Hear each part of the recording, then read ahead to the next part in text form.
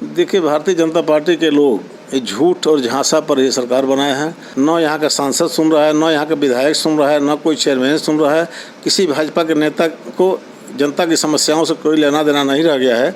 देखिए, सिर्फ ये झूठ बोलने के मास्टर हैं भाजपा के लोग। आज स्थिति है कि क्षेत्र में कहीं किसी को इंदिरा आवास नहीं मिल रहा है, किसी गरीब के घर नहीं बन रहा है, कहीं पेंशन नहीं मिल रहा है। जो पेंशन पहले से स्वीकृत थे, लोग पाते थे, वो भी पेंशन समय से नहीं जा रहा है, उसमें भी तमाम तरह से उसको कटवा दिया जा रहा है। नया पेंशन स्वीकृत होना तो दूर रहा, लेकिन पुराने भी पेंशन समय से नहीं मिल पा रहे हैं। किसान सम्मान निधि जो पैसा आता था वो भी नहीं आ रहा है। और ये जो गरीब कन्याओं के शादी के लिए अनुदान मिलता था, वो भी योजना बंद कर दी गई है। आप देख रहे हैं इंडिया न्यूज हिंदी, हमारी खबर दिखाती है असर। नमस्कार, आप सभी का इंडिया न्यूज हिंदी पर स्वागत है। मैं हूं आपके साथ विष्णु शर्मा। दर्शकों, हम आप सभी को बता दें कि आज के हमारे इस डिजिटल किस्सा में जुड़ेंगे समाजवादी पार्टी से विधानसभा भी प्रत्याशी रह चुके हैं, इसके साथ ही ब्लॉक प्रमुख भी रह चुके हैं। आज हमारे साथ इस डिजिटल किस्सा में जुड़ेंगे विक्रमा यादव जी। सर, आपका बहुत बहुत स्वागत है। धन्यवाद जी सर। सर, सबसे पहले सवाल के साथ हमें आज शुरुआत करेंगे। सर, आपने अपने राजनीतिक कैरियर की शुरुआत कैसे की? क्योंकि 1988 में मैं किसान सेवा सहकारी समिति धौरारा से अध्यक्ष चुना गया। फिर 1989 में जंगल साहब प्रोग्राम प्रधान चुना गया। 95 में बिशनपुरा ब्लॉक का प्रमुख बना और तभी से मैं जनता की सेवा अपने अधिकारों के मुताबिक, अपनी क्षमता के मुताबिक लगातार करता रहता हूं। और जो भी गरीब, कमज़ोर, पीड़ित, न्याय से वंचित लोग होते हैं, उनका सेवा करना, उनका काम करना, उनको सुविधा उपलब्ध कराना, उनके सुख दुख में भागीदार बनना, यही मेरा कार्य है और इसी के तहत मैं चल रहा हूँ। सर, आपका राजनीति में आने का उद्देश्य क्या था? राजनीति में आने का उद्देश्य यही था मेरा कि गरीब, कमज़ोर लोगों को न्याय दिलाना और दुखी, पीड़ित लोगों को जो है उनका सहयोग करना और जनता की सेवा करना। जी सर। सर, आप जिस उद्देश्य से राजनीति में आए, क्या वो उद्देश्य पूरा हो रहा है? देखिए, जिस उद्देश्य में आया था और जनता ने जो मुझे अधिकार मौका दिया था, उस क्षेत्र में मैंने काम किया। और उस काम करने का ये देन है कि मैं पहली बार 1989 में ग्राम प्रधान हुआ और लगातार अब तक भी 7वीं बार वो प्रधान का पद हमारे ही परिवार में क्षेत्र के लोगों ने अपना सौंपा है। प्रमुख में 1995 में हुआ, तो लगातार 5 बार तक प्रमुख का सेवा लोगों ने स्वीकार किया। और कोऑपरेटिव का अध्यक्ष हुआ था मैं 1988 में। तब से लगातार वो भी जिम्मेदारी लोगों के विश्वास से अब तक चल रहा है। तो अब और कुछ क्षेत्र की आवश्यक समस्याएं हैं जो ग्राम प्रधान और प्रमुख के अधिकार के ऊपर की थी। उसके लिए मैंने मन बनाया जनता का सेवा के उद्देश्य से कि विधानसभा का मैं दावेदार हुआ।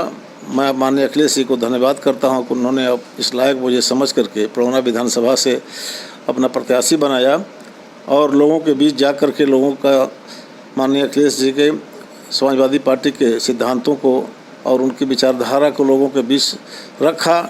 लोगों ने विश्वास भी किया, भारी समर्थन भी दिया। लेकिन भाजपा की या बेईमानी के चलते, उसके या तमाम तरह के तंत्र के माध्यम से वो जनता के मत का वो उसका एक तरह से कहिए कि उसको विचलित करके और ईवीएम से ये लगाए तो तमाम गलत तंत्रों के माध्यम से वो मुझे हरा दिया गया। और लेकिन मैं जनता की सेवा में लगातार लगा हूँ। चुनाव भले हार गया लेकिन हिम्मत नहीं हारा हूँ। मैं समाजवादी पार्टी के नीतियों को, विचारधाराओं को, उनकी योजनाओं को लेकर जन जन तक जाता हूँ और लोगों के बीच रखता हूँ। माननीय अखिलेश जी के सिपाही की हैसियत से पूरे क्षेत्र में जाकर उनकी बातों को लोगों के बीच रखता हूँ और लोगों का विश्वास मिलता है, लोगों का आशीर्वाद मिलता है। और मुझे पूरा भरोसा है, लोग जिस तरह से उनका स्नेह सहयोग मिलता है कि लोग कहते हैं कि हम लोग धोखा में आकर के हम लोगों के मत को छीन लिया गया और हम लोगों के मत को जो है तमाम तरह से नाजायज़ दबाव डाल करके और हमको वंचित कर दिया गया। लेकिन आने वाला समय माननीय अखिलेश जी का होगा, समाजवादी पार्टी की होगी और समाजवादी पार्टी के नीतियों में गरीबों के और कमज़ोरों के, दलितों के, किसानों के, व्यापारियों के और बेरोजगारों के हित माननीय अखिलेश जी के साथ ही सुनिश्चित है। तो इसी क्रम में मैं चल रहा हूं जनता की सेवा में, यही मेरा उद्देश्य है। सर, अगर जब भी बारिश होती है तो पडरौना जो नगर का है वो सबसे बड़ा मुद्दा और पहला मुद्दा बन जाता है सड़क। तो पडरौना में दो ऐसे सड़क है जिनकी हालत बहुत जर्जर है, इस पर आप क्या कहेंगे? देखिए, भारतीय जनता पार्टी के लोग ये झूठ और झांसा पर ये सरकार बनाए हैं।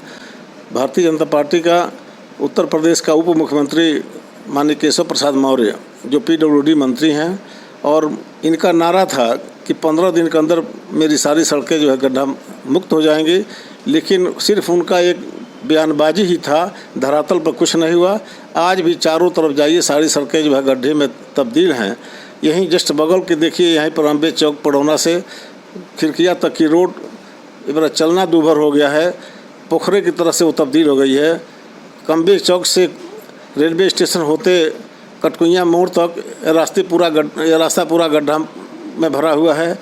जिधर भी जाइए बलुचहा रोड की दशा वही है, जिधर भी जाइए पूरे क्षेत्र में सारी सड़कें एकदम अस्त टूटी गड्ढे में तब्दील हैं, और कहीं कोई लापरवाह कोई अधिकारी सुनने को तैयार नहीं है। आप लोग जा कर के अपनी बात रखते हैं, अपनी समस्या सुनाते हैं, लेकिन अधिकारी इतने लापरवाह हैं कि किसी की बात सुनने को तैयार नहीं है। और सड़कें आ रहा है, दिन दुर्घटना हो रही है, कोई गिर रहा है, किसी का सर फूट रहा है, कहीं कोई कुछ दिक्कत हो रही है, लेकिन यह भाजपा की सरकार और भाजपा के अधिकारी एकदम यह भ्रष्टाचार में लिप्त हैं और जनहित के कोई कार्य पर किसी का ध्यान नहीं है। सड़क की हालत तो जर्जर है ही, लेकिन इसके साथ बिजली के जो तार हैं वो भी जर्जर पड़े हुए हैं। देखिए, बिजली के तार पूरे जर्जर पड़े हुए हैं, आए दिन दुर्घटनाएं हो रही हैं, और इस समस्या को लेकर के क्षेत्र के लोग बराबर बिजली विभाग में अपनी बात शिकायत कर रहे हैं, लेकिन न बिजली विभाग कोई अधिकारी सुन रहा है, न यहाँ का सांसद सुन रहा है, न यहाँ का विधायक सुन रहा है, न कोई चेयरमैन सुन रहा है। किसी भाजपा के नेता को जनता की समस्याओं से कोई लेना देना नहीं रह गया है, और आए दिन यह खतरा बना हुआ है कि कब कहाँ कोई दुर्घटना हो जाए। तो यह हम तो मांग करते हैं प्रशासन से कि अब बिजली के तार जो जर्जर हैं उनको बदलवावे, ताकि लोगों की जान पर खतरा जो मंडरा रहा है या कम से कम उससे कुछ राहत मिले। सर, इसके साथ ही मेरा अगला सवाल यह है कि पडरौना की जो साफ़ सफाई व्यवस्था है इस पर आप क्या कहेंगे? पडरौना में चारों तरफ गंदगी का अंबार बना हुआ है, सड़कें वैसे गंदी पड़ी हुई हैं, नालियाँ वो भरी हुई हैं, और यहाँ कहीं लोग थोड़ा सा भी बारिश होता है तो और नाली या सीवर का पानी पूरा सड़क पर आकर के भर जाता है, लोगों का आना जाना दुभर हो जाता है। और इसके संबंध में मैं क्या कहूँ, और भाजपा सरकार के मंत्री ही अपने आंखों चंद समय के लिए आए थे, देखे, और खुद उन्होंने अध्यक्ष को फटकार लगाया। अब इससे बड़ा प्रमाण क्या हो सकता है कि शहर में क्या व्यवस्था है सड़कों की या गंदगी की या सफाई की। चारों तरफ वो गंदगी और हर तरह से बिल्कुल भ्रष्टाचार में सब लिप्त हैं, जनहित के कार्यों पर किसी का ध्यान नहीं है। सर, अच्छी पार्क की व्यवस्था को लेकर आपने बात किया उच्च अधिकारियों से? हाँ, उच्च अधिकारियों से बात रखा गया था कि पडरौना में कोई अच्छे पार्क नहीं है, ताकि वहाँ क्षेत्र के लोग जाकर वहाँ पर थोड़ा सा उसका जो है ये कर सकें, भ्रमण कर सकें, वहाँ पर कुछ समय बिता सकें। तो यहाँ अच्छे पार्क की आवश्यकता है, लेकिन भाजपा के लोगों को ये नहीं दिखाई दे रहा है, पडरौना की ज़रूरत नहीं महसूस हो रही है कि यहाँ पार्क की आवश्यकता, यहाँ एक पार्क होना चाहिए, यह पडरौना के लिए बहुत ज़रूरी है।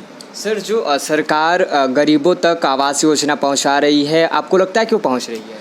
देखिए, सिर्फ ये झूठ बोलने के मास्टर हैं भाजपा के लोग। आज स्थिति है कि क्षेत्र में कहीं किसी को इंदिरा आवास नहीं मिल रहा है, किसी गरीब के घर नहीं बन रहा है, कहीं पेंशन नहीं मिल रहा है। जो पेंशन पहले से स्वीकृत थे, लोग पाते थे, वो भी पेंशन समय से नहीं जा रहा है, उसमें भी तमाम तरह से उसको कटवा दिया जा रहा है। नया पेंशन स्वीकृत होना तो दूर रहा, लेकिन पुराने भी पेंशन समय से नहीं मिल पा रहे हैं। किसान सम्मान निधि जो पैसा आता था वो भी नहीं आ रहा है, और ये जो गरीब कन्याओं के शादी के लिए अनुदान मिलता था वो भी योजना बंद कर दी गई है। गरीब के लिए जो ढोक पीटे थे कि हम 2 महीना में 2 बार जो है फ्री राशन योगी जी के हम देंगे और मोदी जी देंगे, तो चुनाव बीतने के बाद योगी जी ने तो हाथ खड़ा कर दिया। अब बचे हैं मोदी जी।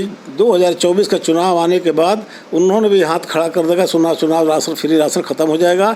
आज महंगाई चरम सीमा पर है, हर चीज़ के दाम जो है डीजल, पेट्रोल, खाद, बीज और किसान के और अन्य गरीब लोगों के उपयोग की सारी चीज़ें महंगी हो गई हैं, और गैस सिलेंडर महंगा हो गया है। महंगाई से लोग तबाह हैं। गरीब जो नरेगा के जो मजदूर हैं उनको भी मजदूरी समय से नहीं मिल पा रही है।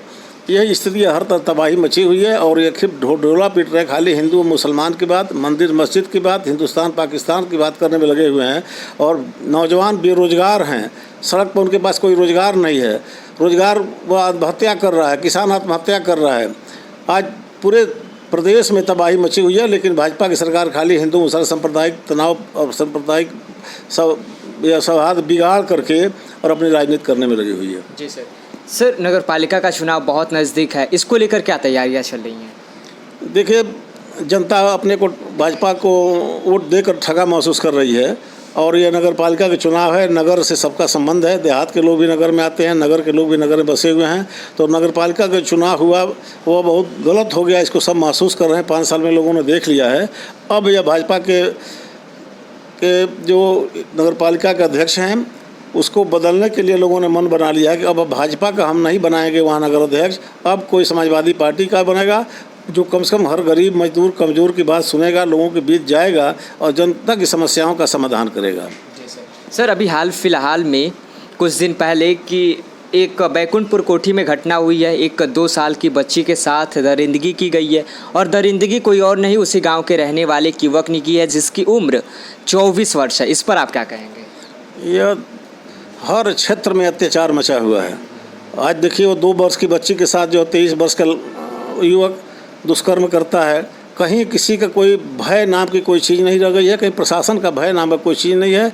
अपराधी बिल्कुल अपना मस्त हैं और जहाँ अपराध, कहीं हत्या, कहीं लूट, कहीं बलात्कार की घटनाएं आए दिन जो है काफ़ी बढ़ी हुई हैं। लेकिन यहाँ तो यह हो गया कि प्रशासन को यह कहना है कि नहीं, मुकदमा तमाम ऐसी घटनाएं हो रही हैं जिसका मुकदमा नहीं लिखा जा रहा है और उसके बाद लोग भटक रहे हैं। ऐसे तमाम पीड़ित लोग हैं जिनके साथ अत्याचार हुआ है, अन्याय हुआ है, उनके मुकदमा नहीं लिखे जा रहे हैं और जो लिखे भी जा रहे हैं अभी देखिए कि इस पर उचित कोई कार्रवाई नहीं हो रही है। इस तरह की कार्रवाई, कठोर कार्रवाई होती तो ऐसे दुष्कर्मियों को, ऐसे अत्याचारियों को, ऐसे अपराधियों पर उनके डर बनता और फिर ऐसे अपराध में कंट्रोल होता। लेकिन कहीं अपराध में कोई कंट्रोल नहीं है और आए दिन दुष्कर्म और इस तरह के लूट और छिनैती और तमाम तरह के अपराध सब बढ़े हुए हैं और जिससे जनता त्रस्त है। सर, एक और मामला प्रकाश में आया है कि ग्राम प्रधान के डर की वजह से लोग गाँव छोड़ रहे हैं। देखिए, गांव प्रधान के वजह से गांव छोड़ने की जो बात आई है, ये सब सरकार की योजनाओं, सरकार की नीतियों का यह कारण है। सरकार की जो नीतियां हैं और जो जनता के हितों की बात है उसको अनदेखी की जा रही है। तो वो जनता समझ नहीं पा रही है कि यह हमारी अनदेखी प्रशासन कर रहा है, हमारी भाजपा की सरकार कर रही है। तो वह लोग सीधे उनके बीच का प्रधान प्रतिनिधि है तो उसी पर सारे आरोप उसी के सर पर लगा करके उसी को लोग दोषी बना रहे हैं। लेकिन है ऐसा शासन प्रशासन की कमी है जिससे लोगों की जो अपेक्षाएँ हैं, लोगों की ज़रूरतें हैं, उसका समाधान नहीं किया जा रहा है, उसकी व्यवस्था नहीं की जा रही है। तो जो भी जनता की समस्या है, जो कि दिक्कत है, उसका समाधान होना चाहिए। जो जनता के प्रति कोई अगर गलत कोई कार्रवाई कर रहा है तो उसके खिलाफ भी कार्रवाई होना चाहिए और ताकि जनता को इस तरह की कोई दिक्कत न महसूस हो कि वह गांव छोड़े, घर छोड़े। यह एक बहुत बड़ा शर्म की बात है इस प्रदेश सरकार के और भारत सरकार के और जिला प्रशासन के लिए कि आज आज़ाद भारत में घर छोड़कर लोग जाने को मजबूर हैं। तो सरकार की नीतियों में सुधार होना चाहिए और सरकार की व्यवस्थाओं में सुधार होना चाहिए ताकि गरीबों की समस्याओं का समाधान हो जाए और ऐसी स्थिति न उत्पन्न हो पाए। बहुत बहुत धन्यवाद सर हमारे चैनल के साथ बातचीत करने के लिए। धन्यवाद। पर्सन राजेश शर्मा के साथ इंडिया न्यूज़ हिंदी, कुशीनगर।